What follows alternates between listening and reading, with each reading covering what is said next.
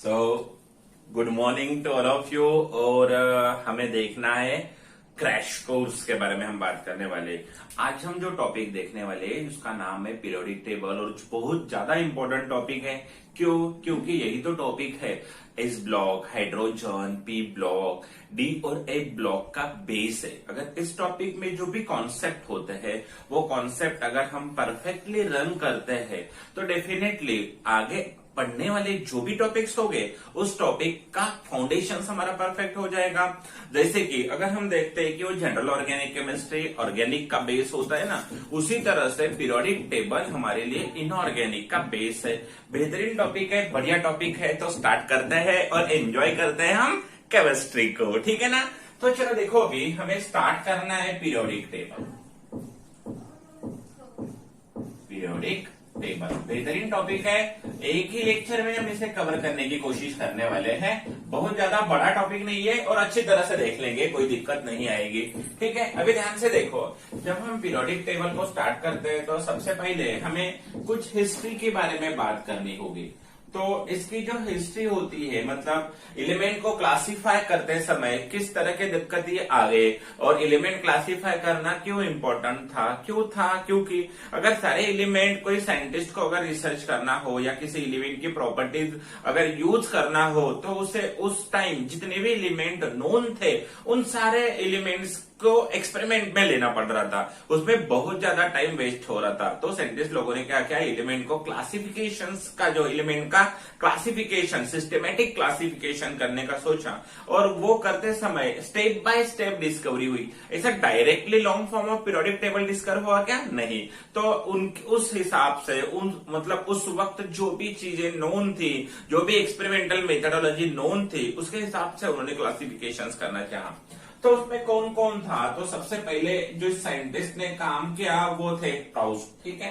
उसके बाद जो काम हो रहा था वो डोबे, राइनर, ट्राइड। उसके बाद जिसने काम किया हम न्यूलैंड्स का नाम लेते हैं, ठीक है, न्यूलैंड। उसके बाद अगर किसी ने काम किया होगा तो लोथर मेयर साइंटिस्ट थे, लोथर मेयर। उसके बाद किसने काम किया? मेंडेलीव्स ने काम किया। किसने? मेंडेलीव्स। और एंडिंग में जिसने काम किया वो कौन थे? हमारे मोस्ले थे। कौन थे? मोस्ले। तो ध्यान देखो, यहाँ पे किसने किस तरह से काम किया।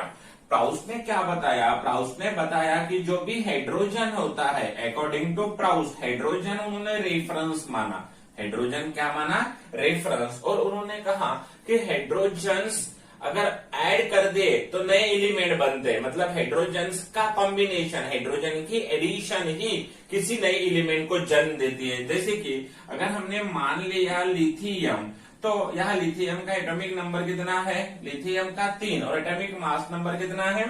7। तो ये लिथियम बना कैसे? तो उन्होंने कहा H और H और दूसरा H1 और ये 3, ऐसे दो। तो ये कौन है? आइसोटोप। पर किसका आइसोटोप है? हाइड्रोजन का।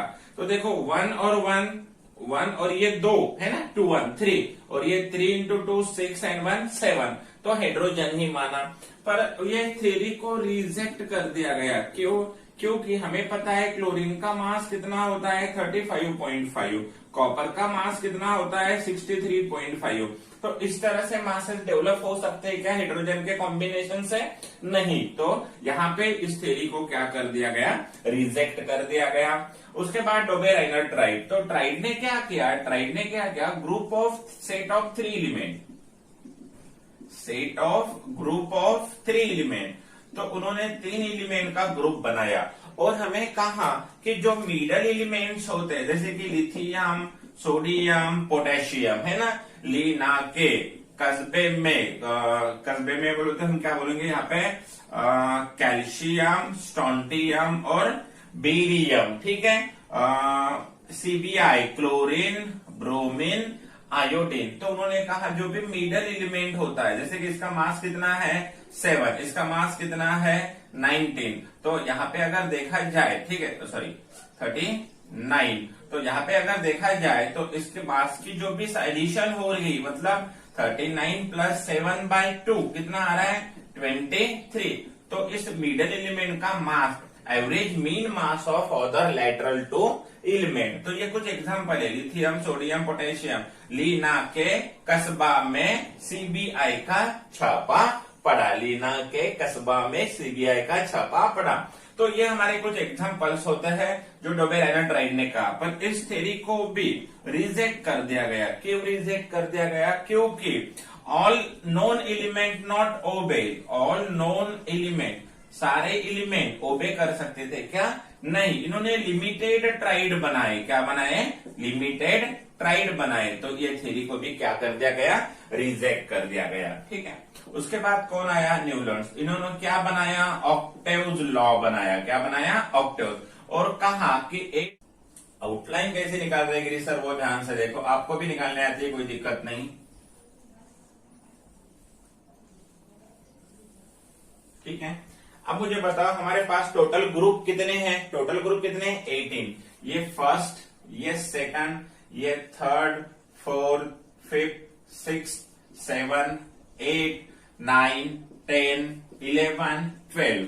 इधर 13, 14, 15, 16, 17 और 18। टोटल ग्रुप कितने बने? 18। और टोटल पीरियड कितने हैं हमारे पास? 7। तो ये फर्स्ट, ये सेकंड, ये थर्ड, ये थर्ड, ये फोर्थ, ये फिफ्थ, ये सिक्स और ये 7। और ये 7 की आउटलाइन यहाँ पे मैंने बना दी। ठीक है। तो अभी देखो, ये फोर्थ वाला है, राइट, ये फिफ्थ वाला है, ये सिक्स और ये 7, और यहाँ पे इस तरह से। अब ध्यान से देखो, हम जो भी लिख रहा हूं मैं, इसमें ही हमें बहुत सारी चीजें पढ़ने हैं और इस टॉपिक को अच्छी तरह से रिकवर करना है। ठीक है।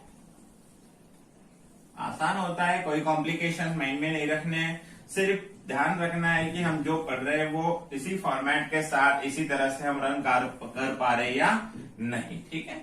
ये 13, ये 15, ये 16, ये 16 और 17 और 18, यहाँ 12, यहाँ 11, 10, 9, 8, 7, 6, 5 और ये थर्ड। तो ये बन गया हमारा पीरियोडिक टेबल। दिख रहा है ना अच्छी तरह से, कोई कॉम्प्लिकेशंस नहीं है माइंड में। थोड़ा ब्राइटनेस बढ़ा दो मोबाइल का। Okay,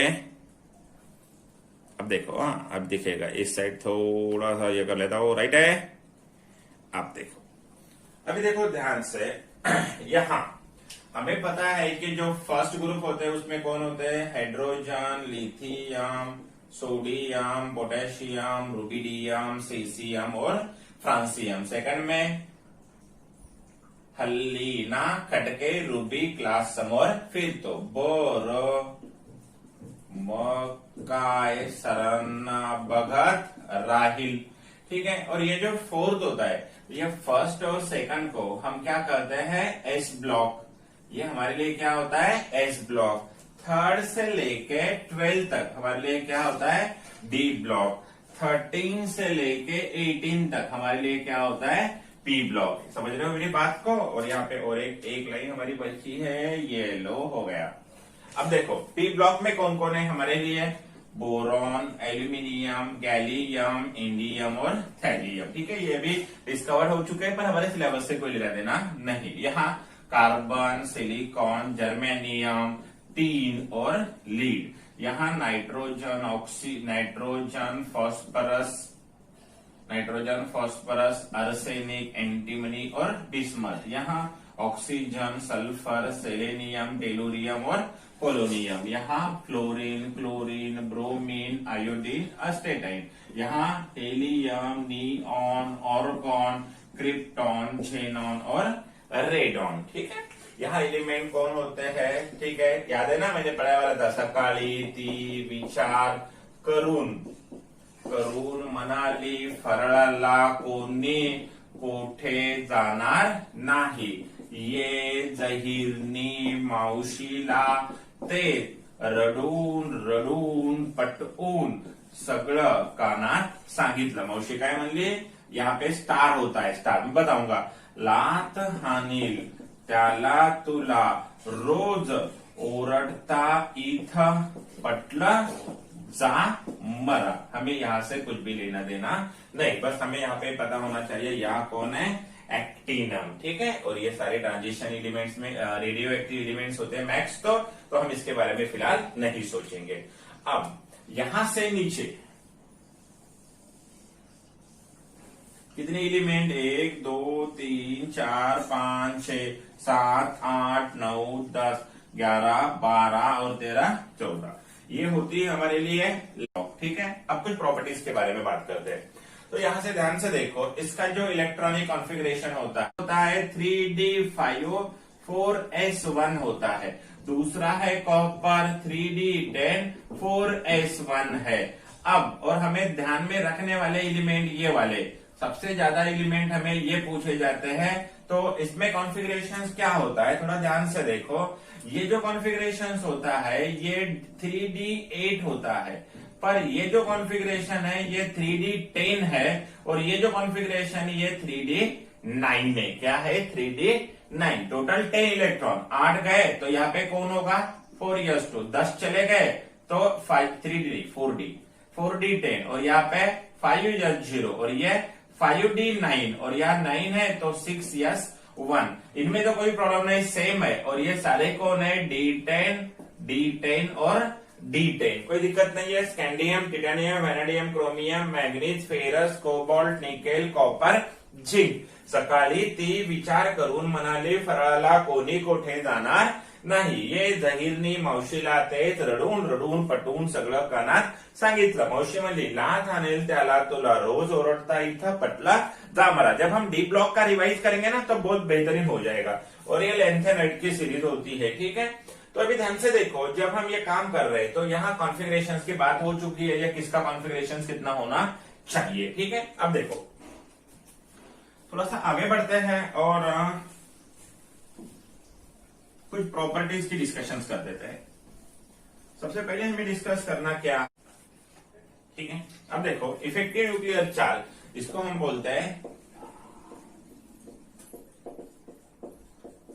effective nuclear charge. अब जब इफेक्टिव न्यूक्लियर चार्ज की बात करनी हो तो इसको हम बोलेंगे जेड इफेक्ट। इसके साथ हमें और एक पॉइंट डिस्कस करना है, स्क्रीनिंग इफेक्ट। दूसरा पॉइंट क्या है, स्क्रीनिंग इफेक्ट। तो ध्यान रहे यह होता क्या है, देखो इफेक्टिव न्यूक्लियर चार्ज और स्क्रीनिंग इफेक्ट में आप लोगों को अच्छी तरह से पता है कि जो ये इलेक्ट्रॉन्स है, इस इलेक्ट्रॉन को न्यूक्लियस क्या करता है, अट्रैक्ट। तो ये होता है न्यूक्लियर चार्ज। ये क्या होता है, न्यूक्लियर चार्ज। तो ये जो फोर्स है, फोर्स कॉल्ड, ये जो attraction, nucleus attract the valence electron, ये कौन सा इलेक्ट्रॉन है, वैलेंस इलेक्ट्रॉन। तो न्यूक्लियस जब वैलेंस इलेक्ट्रॉन को अट्रैक्ट करता है तो उसको कहेंगे न्यूक्लियर चार्ज। और अभी ध्यान से देखो, अगर कोई इलेक्ट्रॉन यहाँ है, कोई इलेक्ट्रॉन यहाँ है, कोई यहाँ है, तो ये इलेक्ट्रॉन इसे बाहर ढकेल देता है, ये इसे इधर ढकेल देता है।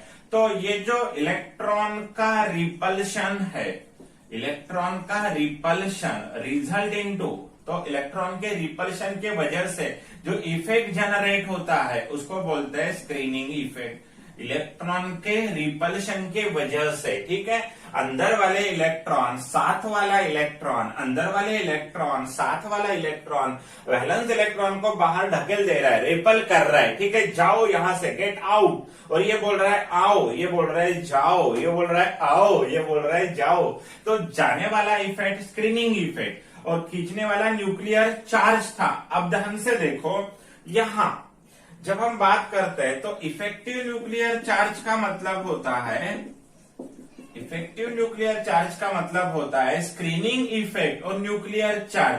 तो ये अपोजिंग को कैंसिल करके जितना फोर्स बचता है, स्क्रीनिंग को कैंसिल करके जितना फोर्स बचता है, that is called as effective. तो जेड इफेक्ट का मतलब होता है Z minus sigma.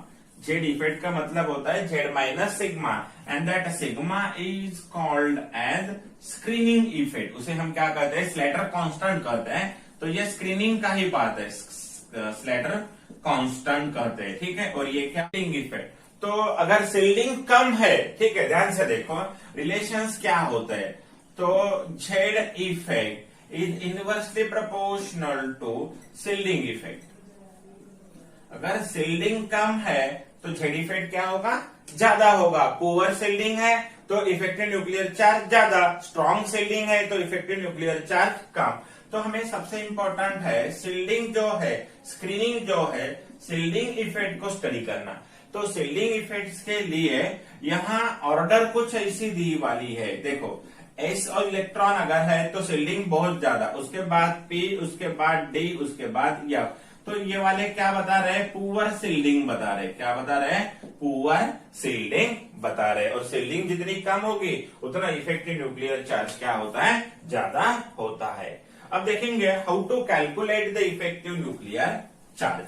Effective nuclear charge अगर कैलकुलेट करना हो तो क्या करना पड़ेगा, देखो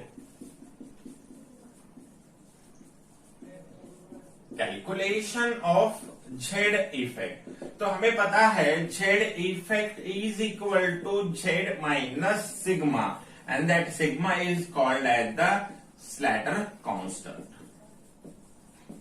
स्लैटर कांस्टेंट ये हमें गिवन है, ये हमें गिवन है। ये कैसे देखा जाता है, तो देखो कैलकुलेशन ऑफ सिग्मा क्या होता है, कैलकुलेशन ऑफ सिग्मा क्या होता है, मतलब कोई भी इलेक्ट्रॉन को जो भी शिल्डिंग हो रही है तो वो कैलकुलेट कर दी गई है, वो क्या होगी। अगर electron present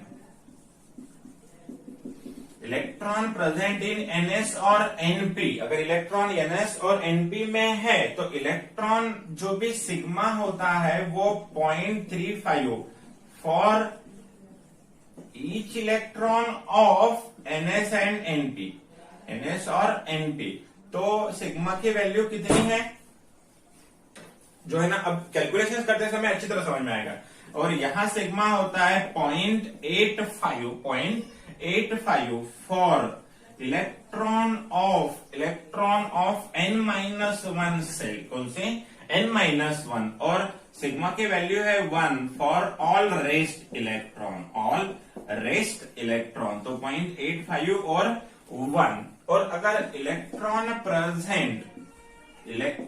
present in nd n-1d, electron present in nd बोल दो डायरेक्ट, nd और nf, तो sigma is equal to 0.35 for nd और nf and sigma is equal to 1 for all rest electron. और बाकी के सारे इलेक्ट्रॉन्स की वैल्यू क्या होती है, 1 होती है। यहाँ पे एक नोट आपको ध्यान में रखनी है, टू इलेक्ट्रॉन स्पेसीज, अगर 2 इलेक्ट्रॉन्स की स्पेसीज है तो sigma is equal to 0.3 for each. ठीक है, जैसे कि एग्जांपल में देखना है तो हीलियम है, Li+ है, ये 2 इलेक्ट्रॉन वाली स्पेसीज है, उसमें सिग्मा की वैल्यू कितनी होती है, 0.3। ठीक है, ध्यान से देखो, सिग्मा अगर NS और NP में है तो यहाँ पे मतलब इलेक्ट्रॉन NS और NP में है तो वैल्यू 0.35, उसके एल्बर वाले इलेक्ट्रॉन n-1 में 0.85 और बाकी सारे बचे वाले 1, और यहाँ 0.35 ND और NF वाले और बाकी सारे बचे वाले 1। ठीक है, और 2 इलेक्ट्रॉन वाली अगर स्पेसीज है तो हीलियम और Li+ जैसे तो 0.35। देखो कैलकुलेशंस करते समय आपके समझ में आ जाएगा।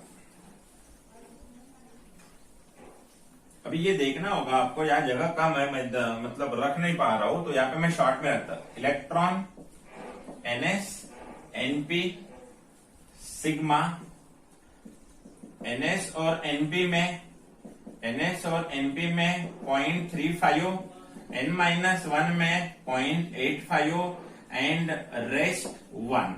इलेक्ट्रॉन अगर ND और NF है तो ND और NF वालों में 0.35 और बाकी रेस्ट 1, और अगर 2 इलेक्ट्रॉन वाली स्पेसीज है तो सिग्मा 0.35। ठीक है, तो अभी ध्यान से देखो, ये तो हमारा एक शॉर्टकट बन गया। अब कुछ क्वेश्चन देखते हैं, जैसे उन्होंने मुझे कहा Z effect, calculate Z effect for valence electron, calculate Z effect for valence electron of zinc. इसका कहा जिंक, डायरेक्ट बता रहा हूं।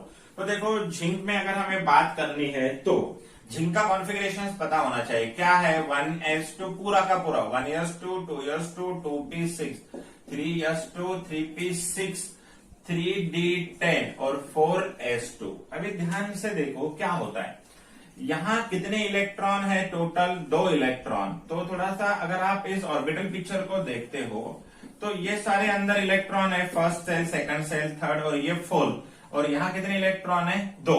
हमें इस इलेक्ट्रॉन के लिए काम करना है, तो ये हमारा जेड इफेक्ट वाला इलेक्ट्रॉन है। अब ये खुद के लिए तो काम नहीं करेगा, खुद को ढकेल देगा क्या, नहीं, तो रिपल्शन ये करेगा और ये वाले, तो ये वाला इलेक्ट्रॉन कम हो रहा है, इसका मतलब यहां -1 इलेक्ट्रॉन करके कॉन्फ़िगरेशन लिखो। अगर -1 करके कॉन्फ़िगरेशन लिखते हो तो क्या होगा 1s2 2s2 2p6 3s2 3p6 3d10 और 4s1 4s1। अभी देखो पहले सिग्मा निकालना है। सिग्मा में पहले ns कौन है, ये कौन है हमारे लिए n-1, और ये सारे क्या है हमारे लिए रेस्ट। n मतलब फोर्थ सेल, n-1 मतलब थर्ड सेल।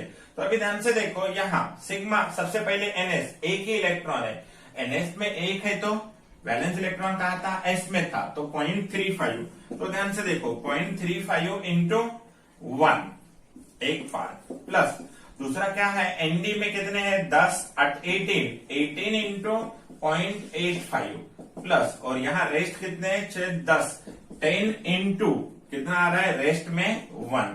तो ये क्या हो गया आपके लिए सिग्मा, और आपको क्या करना है Z effect is equal to atomic number कितना है जिंक का 30 माइनस सिग्मा। सिग्मा निकाल दो, जेड इफेक्ट आपके हाथ में होगा, जेड इफेक्ट आपके हाथ में होगा। समझ रहे हो मेरी बात को। ns है n-1